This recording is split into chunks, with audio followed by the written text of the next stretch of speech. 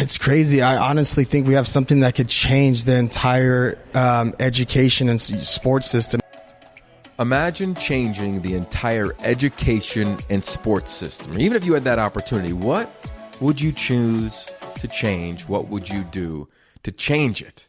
That was Jordan Campbell. He's today's guest on the Yogi Roth Show. I'm your host, Yogi Roth. Welcome back, or welcome to this show where we explore humanity in sport, performance, in the United States, around the globe, around a variety of different sports in the offseason. And today takes us to a place that we haven't gone yet, because this really dives into the educational system. Yeah, that's right. Jordan Campbell. He not only is a dynamic athlete, I had a chance to meet Jordan when he was in high school, but Jordan is also, I believe, a pioneer and a visionary around education within athletics. He created the Winner's Circle Athletics. You may have seen some of that on social media. What is it? Well, it's a one-of-a-kind charter school in Southern California, in Corona, California to be specific. And it's a prep school creating a really unique environment for students who love academics and have a passion and a dream around athletics. And they blend the two of those with the academic curriculum and how they train, how they teach, and how they guide young athletes. I cannot wait to share today's conversation with you. Jordan, to me, is a really special young man because I met him when he was 16 years old, recruiting him while I was on the staff at USC, watched him go to USC, compete at USC, then leave, and then find his way through a couple different institutions, and then eventually in the NFL. And now he's back in his hometown giving back. And they're doing so many unique things. You'll hear about it in the podcast about the origin story of the Winner's Circle and why it's there. But they've got summer camps right now you can sign up for. I believe they're going to even expand from junior high to high school student athletes. This thing is just getting going. And I think for all of us parents out there, to think of a place where our young kids could go to get their athletic dreams cultivated, but also academics be a legit priority. And that's exactly what we wanted. And I had a chance to tour the school prior to doing this interview with Jordan. And I'm sitting there saying, man, I wish this existed when I was growing up. And I hope in 1 year, 5 years, 10 years, they're not only all over California, but all over the Midwest, the East Coast, wherever we're from, but charter schools that have a really cool balance around preparing junior high athletes for high school athletes for college, and even beyond that. And what they're doing at the Winner's Circle in terms of bringing back pros to give back to this community, give back to these student athletes, to really teach, to me was a huge takeaway from spending some time with Jordan and his staff. Okay, that being said, I am so pumped about our team here at the Yogi Roth Show and what we're doing. If you haven't done it yet, subscribe to the How Great Is Ball newsletter. We're going to bring you stories, podcasts, insights that I get from traveling around the country, traveling around the world. I'm about to take off and go to Indonesia because I'm getting married and can't wait to see what the sport community is like in Bali. So stay tuned for some of those things on the newsletter. Also, we got a brand new t-shirt. We've been selling and talking about the How Great Is Ball tee, and I love all the pictures you guys kick over to me on social media. But there's a huge phrase that I love, which is be where your feet are. So much so that we decided to create a t-shirt, so you can check that out at yogiroth.com. We partnered with Another Best Day, a really cool brand created by really good friends of mine, Dave Campbell and Brett Hughes, around simply that. Can you have another best day? So a very easy partnership for us. And of course, a great partnership that I'm really proud of is the one on this podcast. This podcast is presented by Kona Red Coffee. You've heard me talk about it now for a couple weeks, and Kona Red, to me, is some of the rarest, most unique, and sought-after coffee on planet Earth. It's grown in the mountains of Hawaii, and to me, their coffee's, well, it's best in class. You've got the coffee beans if you want to grind it up and get it warm to kick off your morning. You got cold brew. They even have cans right now that are really rad. I've been sipping on those a bunch whenever I'm watching football or getting ready for the workday or getting ready for a podcast. And they even have this juice called the Hawaiian Cascara juice, which I think is really unique. And for me, I think you'd probably agree, is that coffee is a catalyst to conversation. So much so that whenever I'm doing these podcasts, I'm making sure that I got a cold brew right next to me if I'm on the road like I was here with Jordan Campbell and doing this conversation that you're about to listen to. All right, so all of that being said, if you love sport, if you love performance, if you want to give back to the next generation or already have, well, you're going to want to lean in to this conversation. If you want to learn more about Jordan and what they're doing at the Winner's Circle Athletics, just look at the show notes or go to yogiroth.com. All the links will be in the blog post. And in the meantime, sit back, get inspired, and really dive into what might be happening in the educational system around athletics. Well, the podcast has been traveling as of late, and today it remains on the road down here, still in Southern California, but a little bit of ways from Venice Beach. And I'm pumped about today's episode. We're at the Winner's Circle, and you may have seen that on social media. You may have heard rumblings about what it is, but to be here, I can tell you it's special. And across from me is Jordan Campbell, the founder of the Winner's Circle. Jordan, first and foremost, thanks for taking the time to come on the show. Yeah, man. Thank you for having me. Super excited to have you here. Obviously, we had a long-standing relationship since you recruited me to SC. It's amazing to see what you're doing here with your career. Yeah, thanks, man. So before we jump into this, because this is amazing, I want to know, how would you describe yourself as a recruit? Because I remember your official visit like yesterday. I remember going to that place where all the rides were, kind of up in North Hollywood. I forget the Magic Mountain. City Walk, Universal. Yeah, exactly right. I remember I remember everything. So I want you to tell me your vision of you as a recruit and then coming into college. I'll tell you mine, and we'll work through that process and eventually end up here. I think my process as I was getting recruited to college was a little bit unique. A lot of kids started off the process maybe 8th, 9th, 10th grade, going to USC camps, things like that. I was a firm believer in waiting until going into my senior year to even really start my own recruiting process. I knew, being an undersized recruit, if I went, I had to do everything right to get a scholarship offer. I was only about 5'10", 225 pounds my senior year. Was really the underdog. Not too many people knew about me. A lot of the hype was from the city section schools, the private schools. 10 years ago, 15 years ago, no one really recruited from the Inland Empire. To have Pete Carroll go to my high school and recruit me was a huge thing in the Inland Empire. And really, for me, it was very special because, again, I jumped on the scene late. I remember the message boards. People were saying, how is this kid a 4-star? We don't know anything about him, things like that. I went to my first East LA combine, which is a Nike combine. Did 36 reps on the bench, ran a 4.7, jumped to 33 on the vert. Literally did everything that I needed to do to get the attention and get to my star rankings. I believe I had a 96.7, which was the second highest combine score behind Tyron Smith, who was underclassman, who I believe won it. But yeah, just being an undersized guy, I really wanted to go to the camps and prove myself. When I went to the Stanford camp, again, I put on a really good show, and I remember seeing Coach Pete Carroll there and Coach Seto, and everybody was watching me run around in my blue shorts. And really, I was just out there trying to brand myself. The long hair, whatever it could be, to get the attention on me, because I knew once the attention was on me, I would do my job to make sure I sealed the deal for everybody. I was always a competitor. I had a huge chip on my shoulder. And then again, I went to the USC camp because that was the school I wanted to go to. I had everybody offer me as a linebacker in the country, 30 plus schools. The one school I wanted to go to offered me as a fullback. But for me, I wanted to go to SC so bad because it was such a competitive environment. It was such a win forever environment. And I remember the day when I went to SC's camp, there's about 2,500 kids there. It was insane. And the 3 people who ended up getting offered was Chris O'Dell, Everson Griffin, and myself. And then once I found out, as we went through the recruiting process, I was going to play fullback. That's when I started making the transition behind Stanley Havili. And yeah, I was extremely out there, big hair, big muscles, blue, always had blue on. Just a big personality, from the car I drew to the way I played on game days, just to the passion. It was very important to me as I went through the recruiting process that everybody remembered my name. And I ended up finishing, I believe, on Rivals as the number 2 linebacker in the country behind Orlando McClain, who went to Alabama. It's amazing, like the recollection. You know, and this podcast is really trying to answer one question, which is, what does it mean to be human, right, in sports and performance? And my whole passion is to seek and uncover the humanity in sports around the globe. Clearly, there's a lean towards football, college football particularly, based on my background and our background as we're describing here.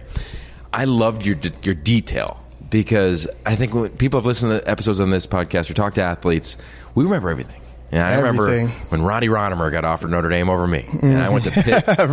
Right? Basically, I went to Pitt solely because they played Notre Dame the most at all the schools I was looking at, and wanted to prove them wrong and prove myself right. You go through it and you reference the names and the people and what you wore, and I remember that. I remember everything. It was so important. Yeah, and I think there's a beauty to that, of how important it is, because we're in this era now of, I think the hardest thing to find out from athletes, especially in high school, is do you love football or do you love what football brings you? And I think a lot of people love what it brings them now. For sure, and you can't blame them. It's 60,000 Instagram followers. Who doesn't want to get a double tap? But your essence, I remember turning the film on, and in the recruiting office at SC, we're at the Winter Circle. For those that aren't aware of it, it's a charter school as well as a training facility for athletes of all kinds, all ages. But for the school, it's 4th through 8th grade, right? Yes, sir. 4th through 8th grade. Cool. So we're at this facility. You're going to hear some people coming through. You're going to hear some people banging around. But we're at this oval-esque table right now. So imagine a staff room. And at the staff room at SC, it was a very similar table where we watch recruiting film.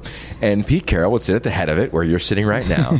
And when I first started there, I was way deep in the hood and the other side, just kind of not even in the front row.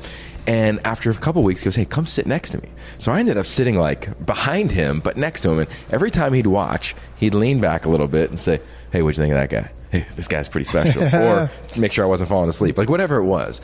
And I remember when we watched yours. And you remember Troy Polamalu, clearly. Of course, yep. Anyone in the world does. Yeah. And he had the hair, and he was flying, and he was going, and he played 1,000,000 miles an hour. And when we put your tape on, that's what he comped it to. And I remember watching the hair, and of course it's easy to make that analogy, but you played with such juice. Like you never turned off. And then to the point of meeting you, and I can remember you had like the Back to the Future doors, like your Lamborghini doors in the car. Yeah, it was killer, man. Yeah. But you had a passion for the craft, which I loved and respected, and got to work with you early in your time at SC, whether it was service team, and then of course you went on to play and do your thing. But I always was able to recognize that you loved the game. Is that hard? Is that hard when you made that transition? Because you're still around sports, clearly. We're in a facility that is based in competitive temperament throughout the red thread of this whole building. But for you, was it hard to maintain a love for the game when everything didn't go your way as an athlete, or maybe as you imagined it to go when you're coming out of Norco? Yeah, it was. It's just the game. You love the game so much, and it hurts you at the same time. So to be able to put in so many hours of work and to be evaluated by so many great coaches, and the one school I wanted to go to said, we want you to play another position. It hurt, but I still appreciated the opportunity so much to be coached up and to be in that environment. It was constant, a tug of war from high school playing both sides of the ball to going to SC. I'm playing on both sides of the ball to going to the NFL and playing on both sides of the ball. And that was the one thing I went through in my life. I felt like I was such a great athlete that I got pulled on both sides of the ball, but I just didn't meet the eyeball test on the defense side of the ball. On the defense side of the ball, my combine numbers were where they needed to be. My film was exactly where it needed to be. But really, when it came down to the eyeball test, that was something that kind of always I just never had, being 5'10", and being 225 pounds. So it was very flattering to be able to play at every single level on both sides of the ball, but definitely it was mentally draining, not being able to do exactly what you wanted to do with your own process and what you prepared for. But again, I had such a love for the craft and the day-to-day process that it took me a couple of universities to really figure out what I wanted to do and who I really was, and not worry about being not really enjoying the process of being a football player, but really I fell back in love with being a football player and waking up at 6 a.m., doing the workouts, doing the training, and just being able to get back on the football field and play the game that I really loved.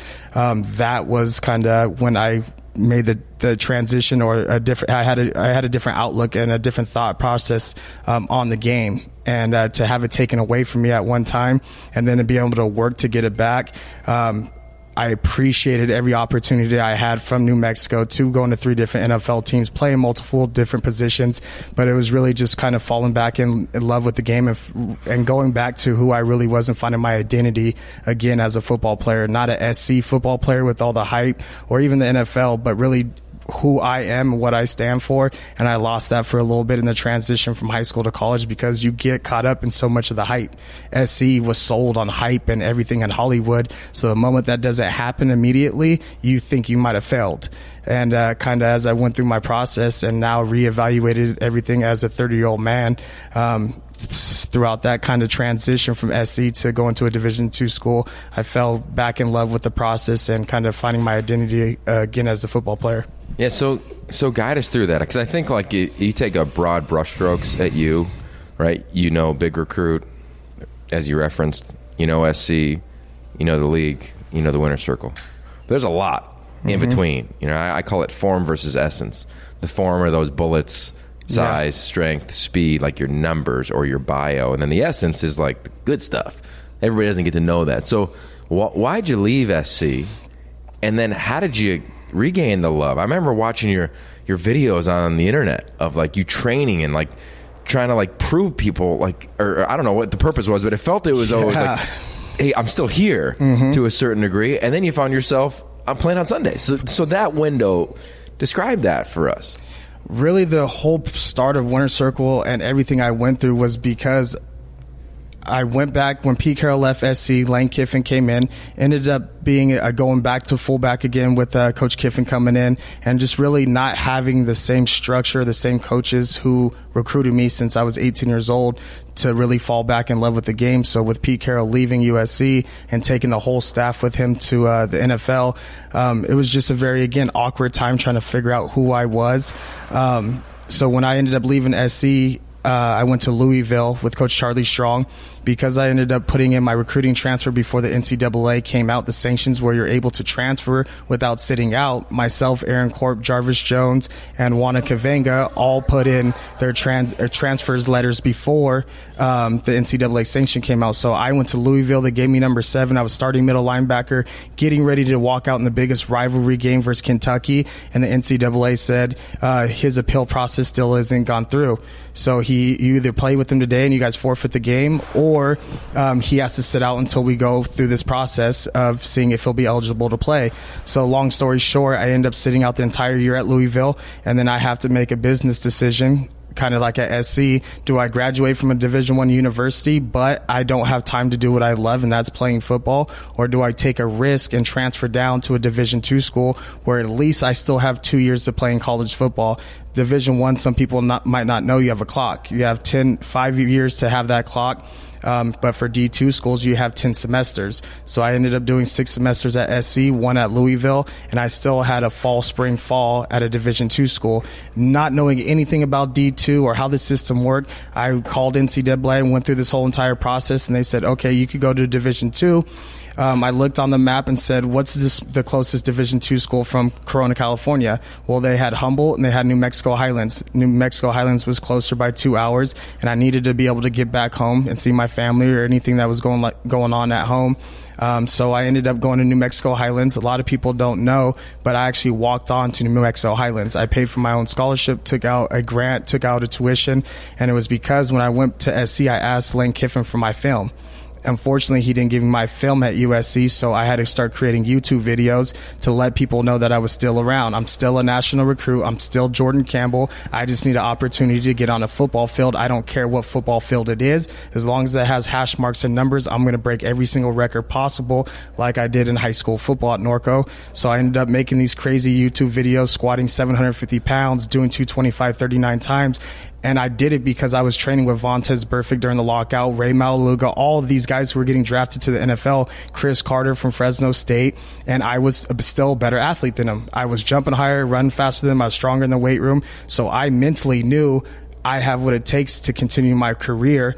And I needed to put these weight videos together because I didn't have my film from USC, and I've been gone for 4 years. 3 at SC, 1 at Louisville with no really film other than the Washington State game where I got my first start at SC and led the team in tackles. So there wasn't too much to go off of other than this used to be a blue chip national recruit. So as I started putting out these YouTube videos, I guess you could say the legend started growing of Jordan Campbell again, and it kind of paused for 4 years from high school to then. And I knew if I left enough breadcrumbs, everybody would want to follow the story to see what happened. So long to fast forward, I ended up going to New Mexico Highlands, walk on there, pay for my scholarship. I'm 22 years old, living in a freshman dorm with an 18-year-old kid in bunk beds. But I had a football field to play on. And the kids that I was there with on the recruiting process at New Mexico Highlands, everyone told me do not go there. We're the worst Division II school in the country. They're 142 out of 142. More kids transfer out every single year than they could actually keep in the program. I didn't listen to any of the naysayers. I went there my first year. I was our punter. I broke a record with a 99-yard punt. I played running back, broke a record there for 4 touchdowns on 4 carries. And I broke the NCAA tackle for loss record with 28.5 in one season. And as I finished this season up, we went 4-7. We actually started off the year 4-0. Ended up having 3 quarterbacks get hurt. Lost the last 7 games of the year, but I ended up as All-American and I broke a few records. So then we started having NFL scouts and everybody come back by New Mexico Highlands. So then things started getting serious again, and it was really starting to pay off. Everybody was following the breadcrumbs, and I knew if I could turn a program like New Mexico Highlands around that never won, and they were the worst Division II school in the program, recruiters are paid a lot of money to find talent. And if they found me before in Norco, they would find me again. And as they're looking down the All-American sheet, Jordan Campbell was there again. You do a little thing. Next thing I know, I say, Pete Carroll's 2007 linebacker, All-American, broke TFL records, and it was on the front page of some Yahoo Sports or something like that. And then fast forward a few to the following season, we ended up having 23 kids from Division I schools who followed my YouTube videos, all transfer in from different schools. During this time, all the Pac-12 was getting new coaches. So all these kids from the Pac-12 seeing my Pac-12 or seeing my YouTube videos on the message boards that people were talking about. And I remember vividly these kids saying, if Jordan's there and he's doing what he's doing, he's getting recruited to the NFL again, why am I sitting at UCLA? Why am I sitting at Arizona, Louisville, all these little places I stopped at? We ended up putting an amazing all-star squad together and going 8-2 and losing to the number 1 and 10 team in the nation, which was Chadron and Pueblo, who won the national championship by 2 or 3 points, last-minute plays that really didn't come down to talent. It came down to coaches understanding the big moment. Pete Carroll used to always talk about, don't ever let the big moment be too big for you. It's just another football game. We're just playing in the Rose Bowl, blah, blah, blah, blah. But being young coaches that we had, I was older than our defensive coordinator. So they weren't ready for the big moment, and we ended up losing in those 2 games. But we had 6 guys from the worst Division II school in the program when we started out go to the NFL from that program. And we finished as a top 25 program in the country at a New Mexico Highlands. And then I ended up getting invited to 2 of the All-Star games, the Texas versus Nation game and the NFLPA game. Go to the NFLPA game. I end up getting defensive player MVP of the game. And then I see Mel Kiper and those guys writing on the NFL. Why am I the only guy in the room in LA watching a kid's film from New Mexico Highlands? And then everyone said, do they know who it is? And everyone said, that's Jordan Campbell, blah, blah, blah, blah, blah. And then again, fast forward the process. I have a great pro day. I run a 4.58 at 248 pounds. I did everything that I needed to do again to get a shot. End up going to the Bengals as a linebacker. Reason why I went there, they were supposed to keep 6 guys on roster, 2 on practice squad, but then we ended up getting James Harrison. We have Ray Malaluga, we have Vontez Burfict, and they ended up turning Taylor Mays into a weak side linebacker. So I ended up getting cut from the Cincinnati Bengals, and then I get a call as I'm opening my training facility, as I'm painting the walls and putting in the turf myself at our 3,000 square foot facility from Eric Bieniemy. Eric Bieniemy recruited me to UCLA with Toby Gerhart to play running back and fullback. And he said, hey, I want you to come out here and do a tryout. Okay, no problem. Go out there, put down the paintbrush, put down the broom, go do my – but during that time as we're building Winter Circle, I was still training myself. I was training athletes, so I was always still in shape. We go out to the workout at the Kansas City Stadium. It's Java Best from Cal Berkeley. It's Joe McKnight, and it's 3 other guys who just got off NFL teams. And then as I'm being naive, I'm like, where are the linebackers at? Oh, you're not here to play linebacker, Jordan. You're here to play fullback. Oh, shoot. I haven't done any running back workouts in a long time. So I end up starting the workout at the 6th guy in line. By the time they finish the workout, everybody else is either throwing up or taking a knee because you're in the league already. You got money. You haven't had to work that hard. So we finish our workout, and they end up signing me to the Kansas City Chiefs for a 2-year contract. I came right back home, started training all the kids here in our program like nothing happened. During that time, we had Marcus Williams here from Utah, Trey Watson from Cal Berkeley, Corey Young, who's at Boise State. We had a really good group of high school kids, and then they went off to college, and I ended up going back to OTAs with the Kansas City Chiefs, being on the practice squad there. Again, just kind of falling back in love with the passion and living out of a suitcase since really 2009 when I left USC. That carried over to being on the practice squad. I took a little bit of that money I made from the practice squad, put it back into the facility, and just continued to expand the business. I ended up finishing in 2015 with the Washington Redskins. I tore my labrum and my rotator cuff and went on injured reserve, and literally just had the option to either stay there on the practice squad and get healthy or take my injured reserve check and go back home. But my agent let me know, once you take your injured reserve check, you're probably not going to get picked up to another team. So this is really your business decision. Do you want to stay on practice squad there, or do you want to go back home and run your business? So I took my $300,000, invested it all back into the facility here, lived out of the facility until I met my fiance, and that's kind of how Winter Circle and the whole process turned out. Strong. Lot there. A lot of information. But everybody has a journey athletically. What do you believe in more, student athlete or athlete student? Before I used to believe in athlete student, but now how my career worked out, I know how important your education is. And really, it's not even the education that got me to where I'm at. It was really the experience and the network and meeting the people along my journey.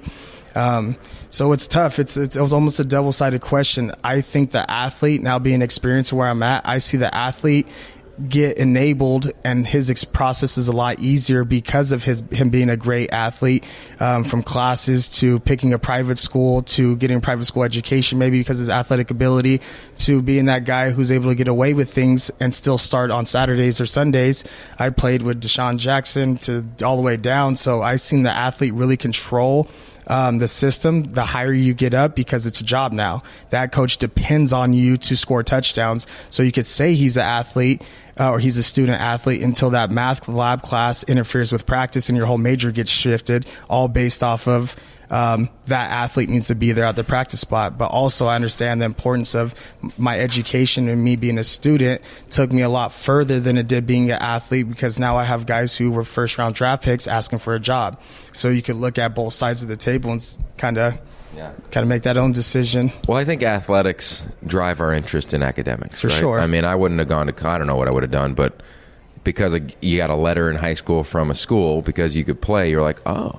My first letter, I remember, was like from Hawaii. I was like, oh, this is cool. I'm in Pennsylvania. And then it was like Princeton. I was like, oh, wow, maybe I can go to an Ivy League school. Or for you, I mean, Pac-12 schools, you're like, wow, this is a reality. Then there becomes the point where you're either all athlete, a little bit of student, or you're like, let me utilize football to take me to a place when my career is over. For sure. Game tells us when we're done, as it did with you, as you referenced in 2015, to transfer that energy, the discipline, to a passion that you love. What I'm most intrigued about your story so far is that when you're playing, you have this vision to start this thing and this training facility, and you're training yourself, right? So you're leading with your passion. You're following your heart around this. When did it click, like, there's a need here to train athletes and add in the academic area where they can leverage their athleticism so they're not left behind? Because the numbers are real, right? Broke, divorced.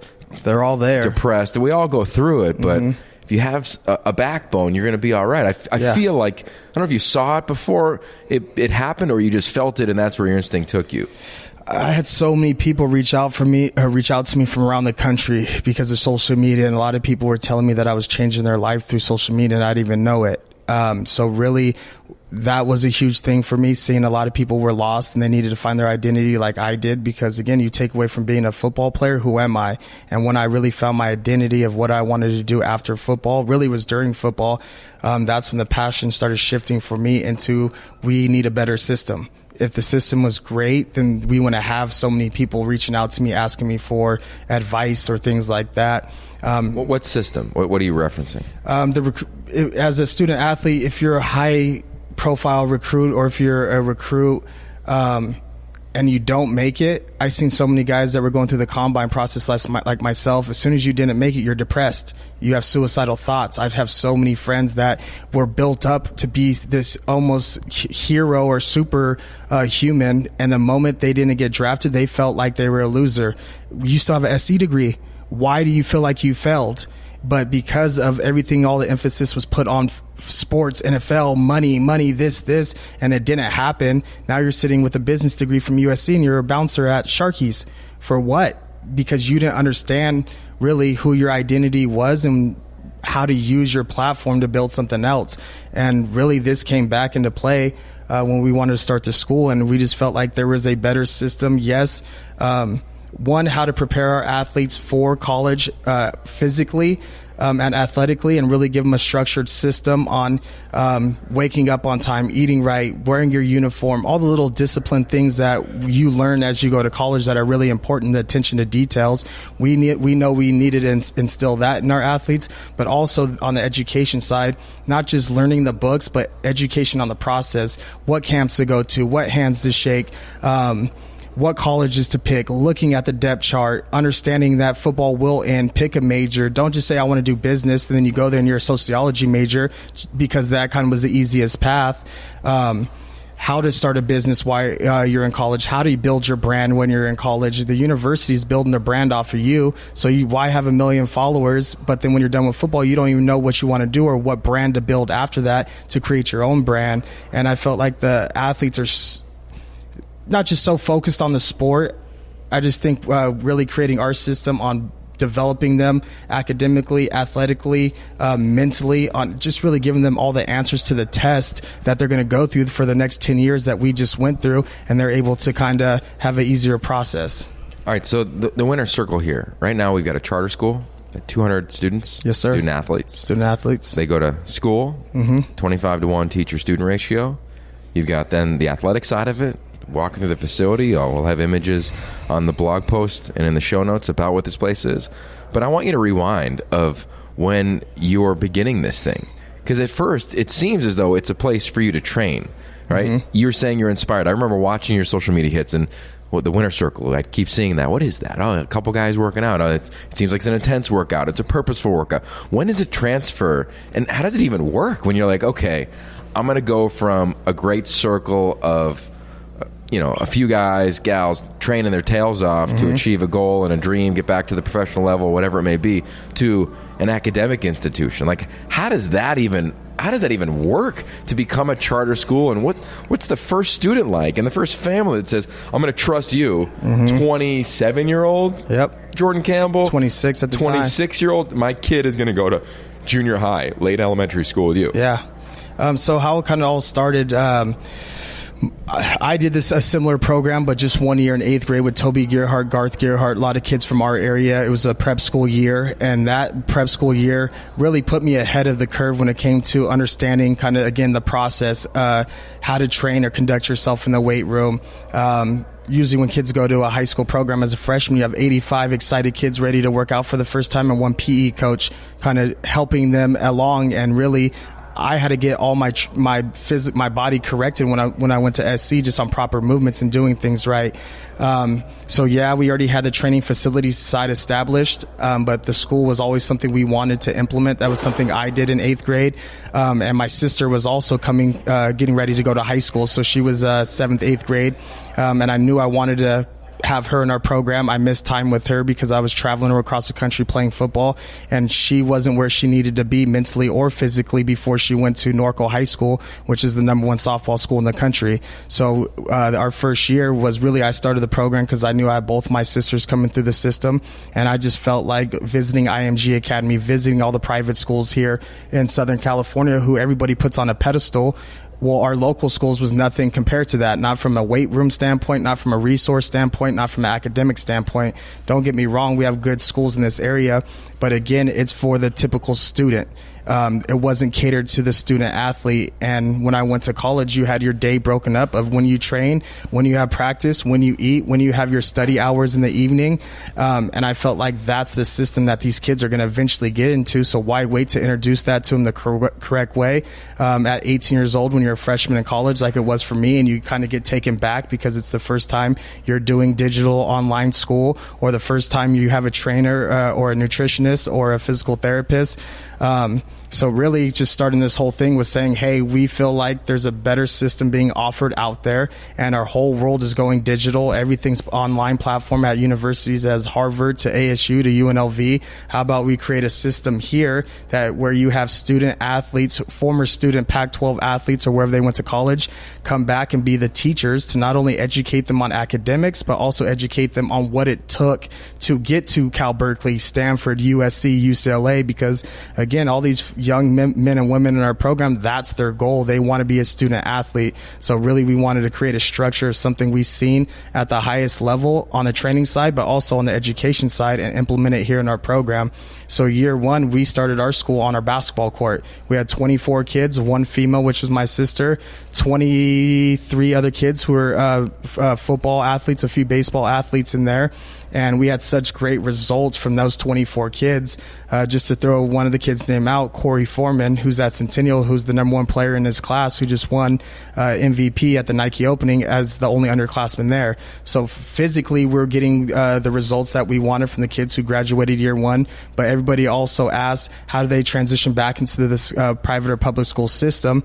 And we didn't have that answer until we had our first class. Out of the group of 24 kids who went to high school that following year, we had about 80% of them who were on honor roll. So kids came into our program maybe with IEP or special needs, not special needs, but academic struggles. And to hear from Matt Logan from Centennial, or the Modern Day coach, or Bosco's coach, hey, this kid is killing it right now, not only on the football field, but also in the classroom. Congratulations. We can't wait to see these new kids coming through your system. So once we had that, the results there, the following year, we went from a basketball court to putting in their own little private building across the street. We went to 100 kids. We had to cap it at that. And then the following year, within 6 months, we grew so much, then we had to purchase a 16,000 square foot building to continue to grow and deal with the volume of kids that we really had coming into the program. Okay, so first year, you got 20 plus kids on a basketball court. Yep. You're training them. Going to school on the basketball court. And you're going to school on the basketball court. Yep. Half the day was on the basketball court from 8 a.m. to 11. They're doing their schoolwork. And then from 12 o'clock to 3, they would do their training. Who's teaching? So we have all at that time. So we get 2 credentialed teachers per 25 kids. So with that, for year one, we had 2 teachers who started off. They taught every subject. There were 4 core classes. So for us, we go Monday, Wednesday is science and English. Tuesday, Thursday is math and history. So after those first 20 some kids, are you like, we're on it? Because I think back to being 4th grade, right? I don't know. I don't want to generalize every fourth grader, but to me, that's like 4th, 5th grade. You really fall in love with something, right? Mm-hmm. Like whether it's football, basketball, sport, whatever. But if there was a place like this where you're like, yo, mom, dad, I'll kill it in school, I promise. Right. And then I get to run around and train, cross-train, not just be solely one sport specific. It'd be like the greatest thing in the history of a 10-year-old's life. Man, we called it the perfect environment. You get to go here and be an athlete half the day, and you get to be in the academic center the other half the day. And really, year one, we didn't offer anything other than 8th grade. And then the year 2, we had so many people hit us up. We went 6th, 7th, and 8th grade. And then now, again, everybody wants us to go K through 12th. We have high school kids who want to do our program. Going to year 3, we end up going grades 4th through 8th grade, and we have 4th, 5th, and 6th who start off in the school in the morning. 7th and 8th grade start off on the training facility, and then they switch at lunchtime. And now we're 200 kids deep, 4th through 8th grade. And yeah, the results, we had 63 kids who went to private schools, to top Trinity League schools here in the country. We've had offer from USC every single year in 8th grade since we opened the program. That's awesome. Okay, so we were both in the Pete Carroll era. We've talked about it off air a bunch. We revere Pete and everything, the principles that we both learned from him. One was always compete, and I can remember him telling me, and I'm sure you can remember, him talking to you or the team of, Like when you decide that you're in, right, and you would have to tap the I'm in sign, like you're in, and competing becomes a sickness. And you're not competing against anyone, you're competing with others. That's the Latin root of the word compete, is strive together, versus a smartphone would say strive against. So somewhere over the last X amount of years, the word has been manipulated, right? Yes. But I say that because you have to now compete to hire teachers, right? You have to compete to hire coaches, because it's one thing to blow up. We see businesses blow up all the time in this digital age, but to blow up purposely, how did you find the right teachers? I mean, you got a football background. Like, I don't know if you had this total, like, you know, database of who's the best English math teacher. Like, what did you do in terms of finding the right mindset teachers with the right mentality, I guess I'm saying, for these now 200 kids that all of a sudden this thing explodes? It was honestly easier than people think, because like we talked about earlier, athletes, what's wrong with the system, athletes not reaching that pinnacle of making a pro or whatever it may be and being depressed and having to find their identity. Guess what? That was me. So as these guys go through our program, if it's softball, baseball, basketball, they graduate from the top universities in the country. So as they finish up our program, some go to the NFL, some go Major League Baseball, some don't. The ones who stick around here, there's always a good group of guys that, you know, hey, I want him on my staff. You see it in football when you have a former player who prepares like a coach. That guy ends up getting brought on as a GA, and then he ends up working his way up the system. And every year we've had great people that didn't make it to the highest level for sports, and I pulled them aside, had this conversation with them. What's your plan? Well, I want to go and pursue real estate. I want to do this. I want to do that. Hey, you have a master's in the process. When I mean you have a master's in the process, you went from being a high school All-American to winning for our English teacher, Kylie Reed. She was Gatorade Player of the Year for softball, went to Cal Berkeley. She was a Pac-12 All-American on the softball team and in the academic team. She was going to go do real estate. I called her when she was 21 years old. She was walking across the stage. I said, what's your plan? I'm going to do real estate. No, you're not. You need to get your teaching credentials, and we're able to pay you almost six figures. They start off $55,000 a year with us.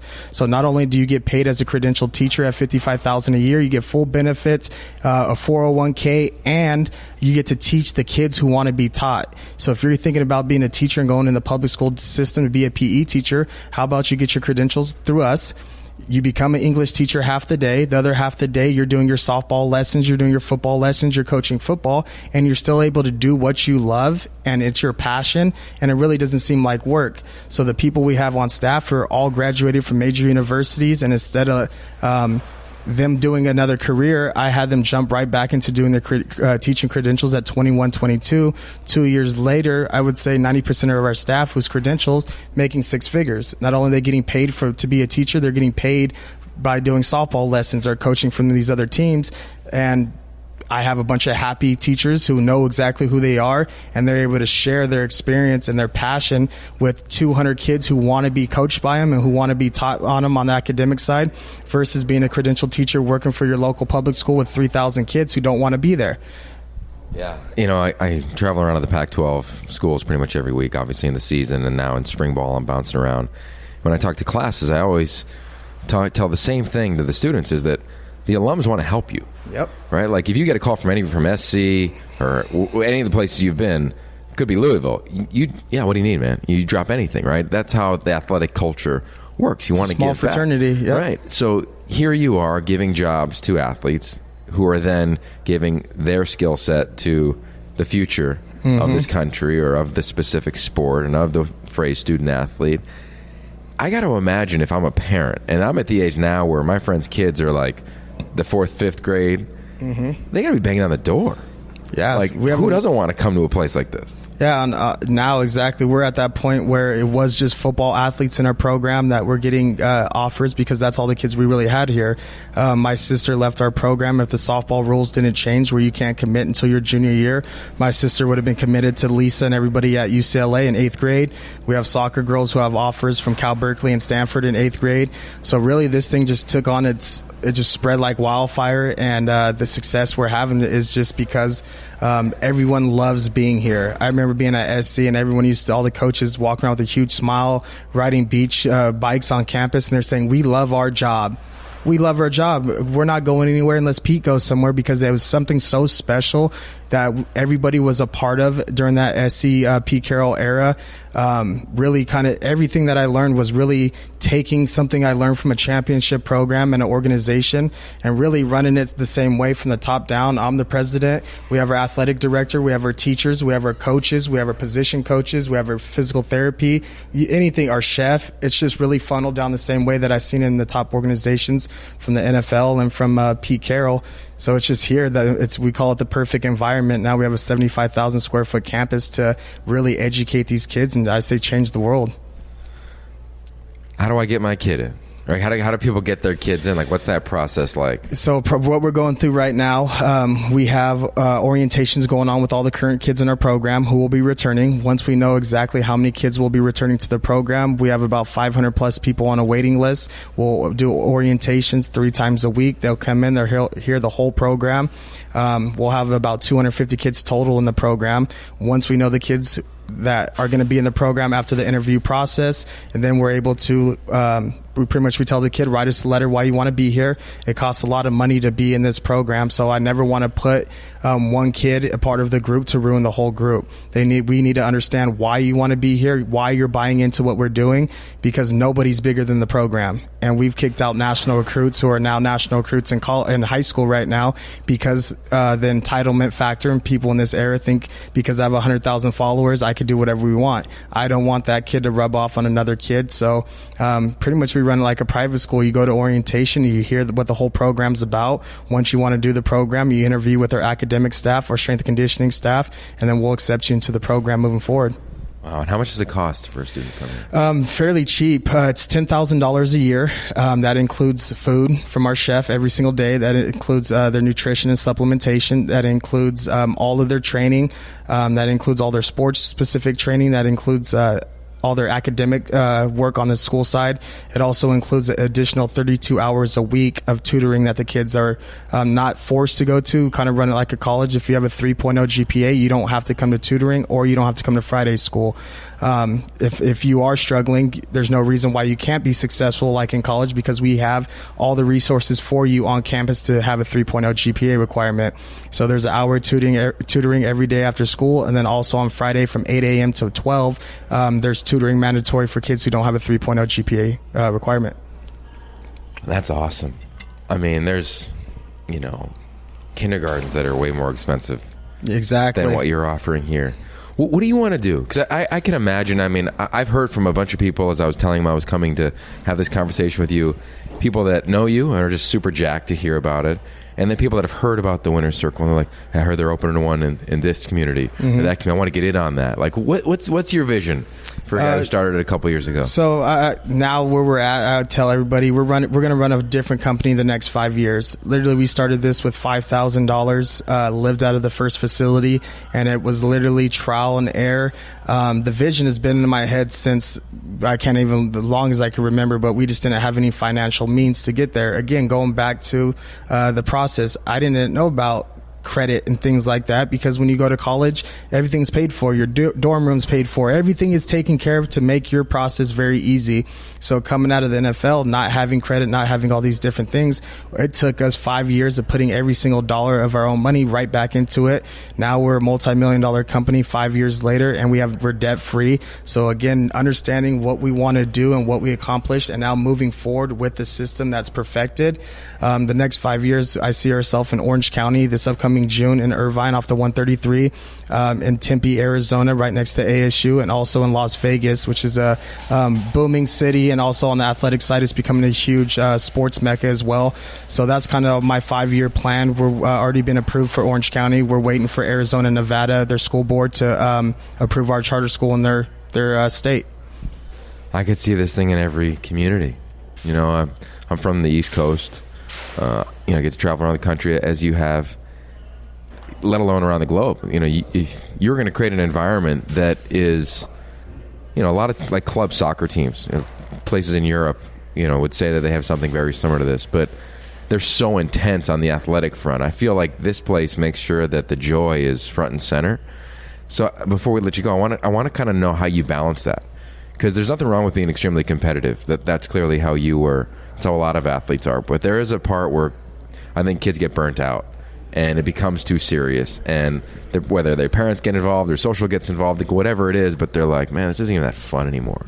You're meeting kids in 4th grade with training they've never seen, and they got to be jacked about it. How do you make sure you and your staff and the vision of this place doesn't burn out kids, but just continues to enhance them with elements that can keep putting a smile on their face? The thing so special about Winter Circle, I didn't want to create a homeschool program or a charter school program where kids do independent study from home, and now you're not in your social surrounding. You don't have a typical school day or system to keep you entertained or anything like that. So really, when we structured this, we structured it like a school. You have 200 other students here, multiple sports, different personalities that you get to mingle with every day in a real classroom setting.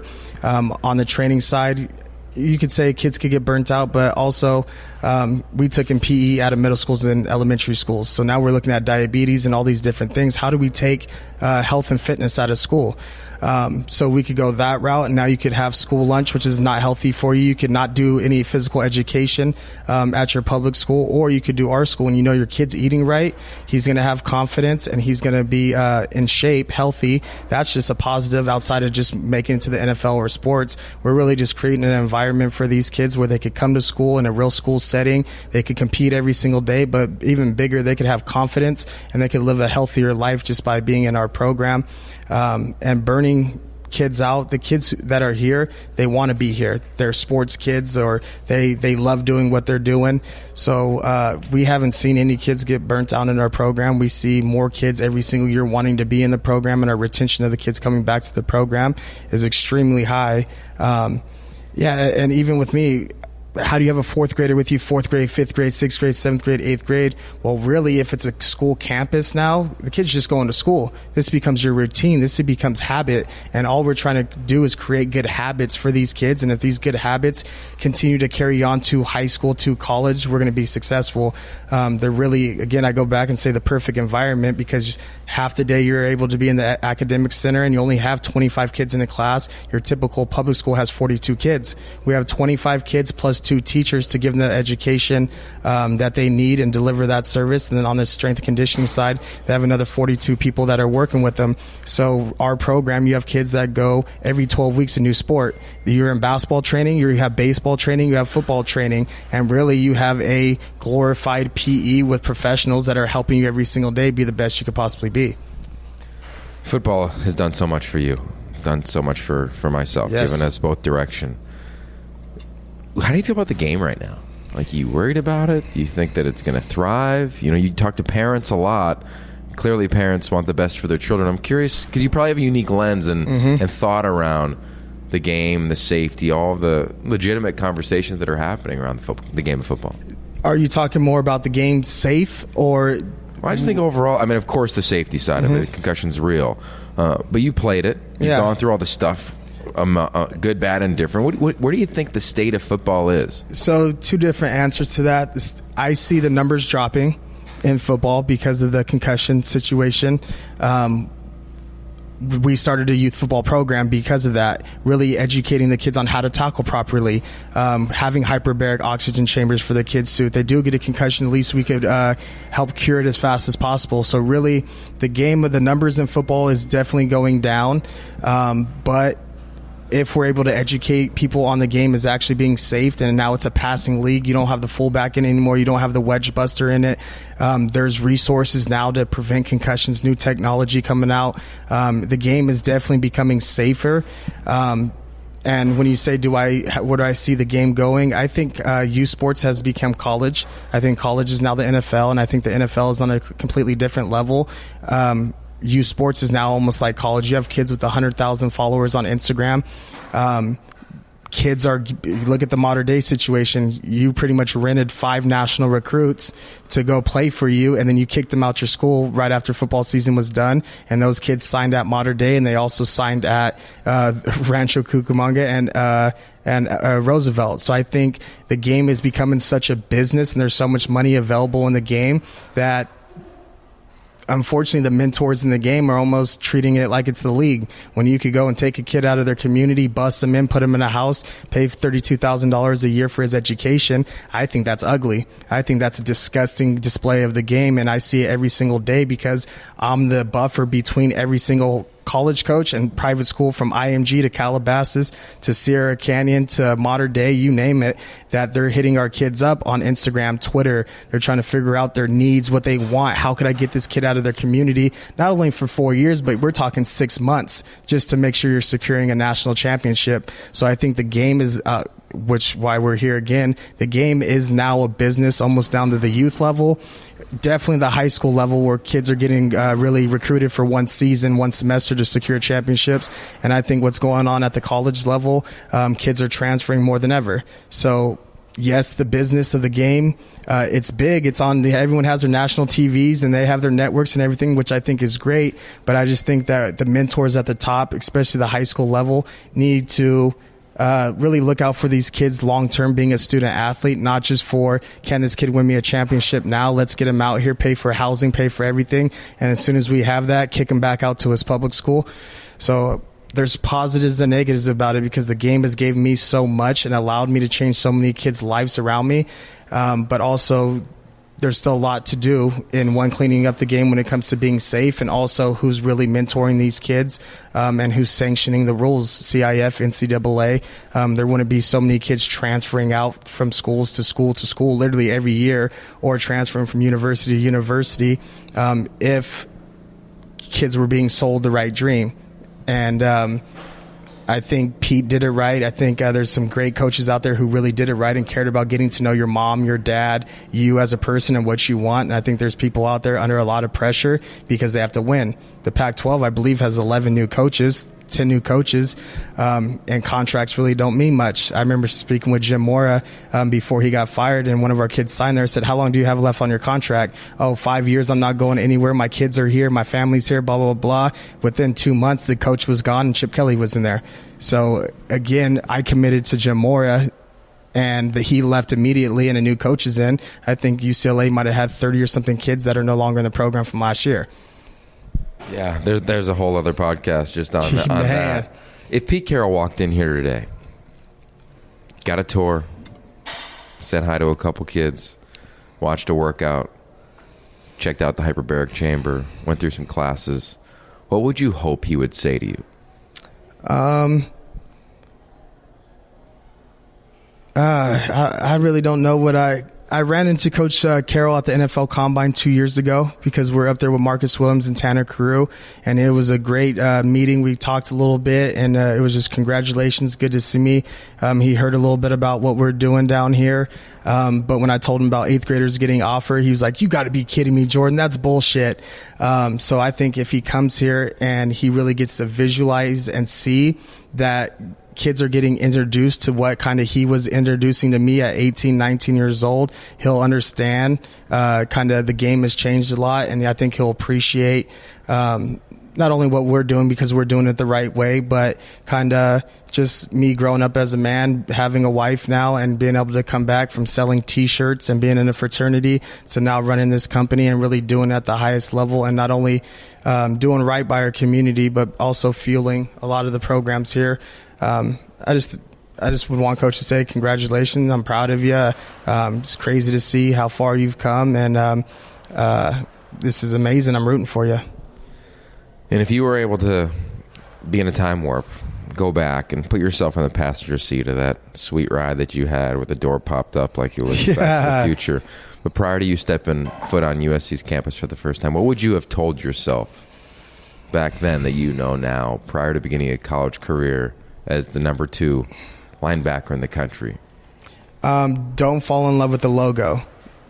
The logo doesn't really mean much. You cannot get evaluated if you're sitting on the bench. You need film. So go to a school where you can play immediately. Again, I had so many positives by being at SC because everything I learned at SC allowed me to do what I'm doing now through trial and error. Could I had an easier process going to Oregon and playing with KC Matthews and probably playing immediately? Yeah, we probably wouldn't have even had this conversation, but I fell in love with the logo and the sales pitch more than what was best for me. And that's why it's great now to go through this process and help all of our kids. We had Oregon's head coach, USC's head coach, Colorado's head coach, all by recruiting forward and kids in our program. And now now I'm able to be the buffer and say, don't fall in love with the logo. What is best for you? Ask the correct questions. Who cares about the recruiting trip? What is it that you want as an athlete, and how can you go get it in a straight line fast as possible? And me, again, going back, I went to SC. There were 6 first-round draft pick linebackers in front of me. Again, it was an amazing process because I learned how to compete, and there's so many things that are valuable in the process, not just playing time, but the education from a coach like USC and the staff at USC, meeting the people at USC, the network. All those things allowed me to see a different perspective of the game and the business, being on the highest stage in LA. And that's kind of what helped me on the business side. But going back as a football player, making the right decision for me, not everybody else, and what's the best thing for me to be able to play football and do what I love. Because at the end of the day, I was happier in Las Vegas, New Mexico, playing in front of 5 people, taking a bus from New Mexico to South Dakota, North Dakota, 14 hours, because I was playing football. It had nothing to do about what school I was at, but it was doing what I love. And that's really all comes down to just doing what I love and just having knowledge to make the right decision and kind of take some of the heartache out of the whole recruiting process. And I think that's why I got back to doing what I'm doing now, was because I had so much information from great coaches like Pete, Andy Reid, Doug Peterson, who just won a Super Bowl, Sean McVay, and said, wow, there's so much more out there that's being offered, and it's just not being offered to us at a younger age. So if we could instill that now, then your entire recruiting process is going to be so much easier. We ask everybody the same 3 questions on this. Answer the question. It all comes down to hard work, passion. And I really believe that because I was undersized at everything from high school to college to the NFL, changing positions multiple times, living out of a suitcase, going from a D2 school, from the top schools, to starting a business with no really knowledge, no financial support, no anything other than I had the will to win, and I was going to show up every day, and I was going to be consistent. And the hard work that you put in, the only thing that follows hard work is results.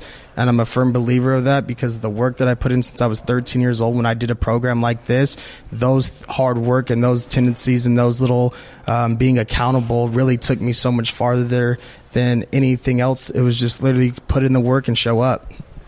What are you seeking right now? It's crazy. I honestly think we have something that could change the entire education and sports system. If we're able to tap into our community and do what we're doing and changing so many lives, eventually we're going to have 1,000 schools in our kids in our school. And we're going to have 1,000 kids who think like us, who've been part of a system like us. And now as they go through the recruiting process, we're going to be opening up Winter Circle Athletics all over the country. And our former alumni who went through the program from 4th grade on to now they're in the professionals. Awesome. You understand the program bigger than anybody or better than anybody. Let's put one at ASU. Let's put one in your city and things like that. And I guess I'm just chasing, don't want to be cliche, not greatness, but just reinventing the wheel and doing something so special that everyone has to take notice, and it's something that we have the results to change a lot of people's lives. And how do you feel about the word limits? I don't think there's any limits. And again, I feel like coming from a single parent home, dad in jail, everything that you could hear that says this is why he didn't make it. Well, I had not only had that coming up, my mom had me at 19 years old. I lost 4 people to cancer in high school, in college, going through my recruiting process. Literally everything that I shouldn't have been able to do, I was able to do. And I always tell people, we're taking the ceiling off of these kids' growth. There is no limits for them, because we're going to provide them everything possible to be great. And for what we've done in these short 5 years, the limits, I've heard it all. I've seen the mocking, I've seen the we eatins, or the whatever guys made a said back in the day, or I hit guys up who I used to play with to invite them to come training, and they maybe big time me. And it's crazy now because those same people are asking for jobs. So the limits to where this is going, there really is no limits. And I don't think if we ever thought there was limits, we wouldn't be where we're at now. How can people find you guys? You can find us at at Winner Circle Athletics on Instagram. You can find us at winnercircleathletics.com. You can find myself at Jordan_Campbell_WCA on Instagram. YouTube, you name it. You can follow our entire journey on YouTube. I documented everything since I left USC from 2011 all the way up into now. And again, I just left those breadcrumbs for everybody to follow, and so they could really follow the story and kind of see what's going on here. People are definitely following this story, man. And it's been fun to track you from afar. Haven't seen you or talked to you a lot like this in person. We'll see you around at different camps here and there, but I'm really pumped for you, man. Congratulations. Thank you, Yogi. I appreciate it, brother. All right, Jordan Campbell. Fight on. Yeah, fight on indeed. I'm Yogi Roth. You know, we end this podcast the same way every time, that the only limits that you have in life are the ones you set yourself. Peace.